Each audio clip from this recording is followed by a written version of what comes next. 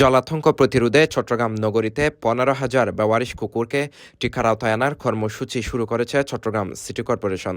সোমবার নগরীর আদালত ভবন চত্বরে এই টিকাদান কার্যক্রমের উদ্বোধন করেন চসিক মেয়র ডাক্তার সাদাত হোসেন। চসিক সূত্র জানায়, নগরীর 41টি ওয়ার্ডে পরিচালিত এই কর্মসূচি আগামী 9 জানুয়ারি পর্যন্ত চলবে। এই লক্ষ্যে 46টি টিম গঠন করা হয়েছে। প্রতিদিন সকাল 6টা থেকে বেলা 1টা পর্যন্ত বেওয়ারিশ কুকুরদের টিকাদান কার্যক্রম চলবে। উদ্বোধন অনুষ্ঠানে মেয়র ডাক্তার সাদাত হোসেন বলেন, চট্টগ্রাম শহরে কুকুরের সংখ্যা বেড়ে যাওয়ায় মানুষজন হাঁটাচলা করতে পারছে না, কুকুর কামড়ের ঘটনাও বাড়ছে। এর ফলে জলাতঙ্কের ঝুঁকি তৈরি হচ্ছে। এইসব সমস্যা মানবিক ও বৈজ্ঞানিক পদ্ধতিতে সমাধানের জন্য আমরা কুকুর নিধনের পথ পরিহার করে ভ্যাকসিনেশনের উদ্যোগ নিয়েছি।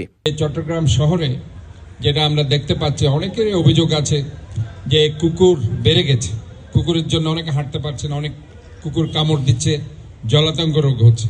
কাজে এখানে কুকুর নিধন না করে আজকে আমরা যে পর্যায়ে যে প্রসেস আমরা যাচ্ছি সেটা হচ্ছে কুকুরকে ভ্যাকসিনেশনের আওতায় আনা, এবং সেই লক্ষ্যে আজকে আমরা চট্টগ্রাম শহরের 15,000 কুকুরকে আমরা এই ভ্যাকসিনেশনের আওতায় ইনশাআল্লাহ আনতে পারবো। জলাতঙ্ককে প্রাণঘাতী রোগ উল্লেখ করে তিনি আরও বলেন, যদি কোনো কুকুরের মধ্যে জলাতঙ্কের লক্ষণ দেখা যায় তাহলে তার আশেপাশে যাওয়া থেকে বিরত থাকতে হবে।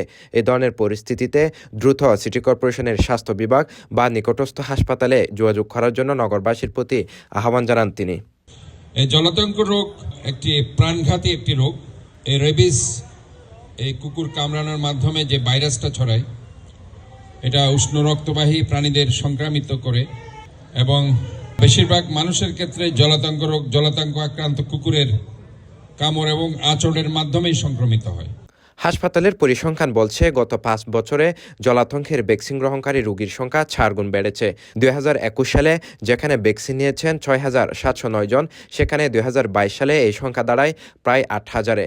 2023 সালে ভ্যাকসিন নেন 14,330 জন এবং 2024 সালে প্রায় 24,000 জন। সর্বশেষ 2025 সালের নভেম্বর পর্যন্ত জলাতঙ্কের ভ্যাকসিন নিয়েছেন প্রায় 26,000 মানুষ। এইসব রোগীর সিংহভাগই কুকুর ও বিড়ালের কামড় বা আঁচড়ে আক্রান্ত ছিলেন।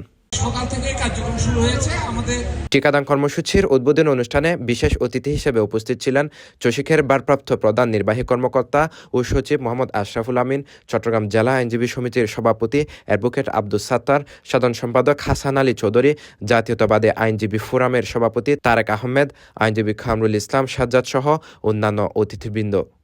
টিকাদান এমডিপি কার্যক্রম 2026 উদ্বোধন অনুষ্ঠান।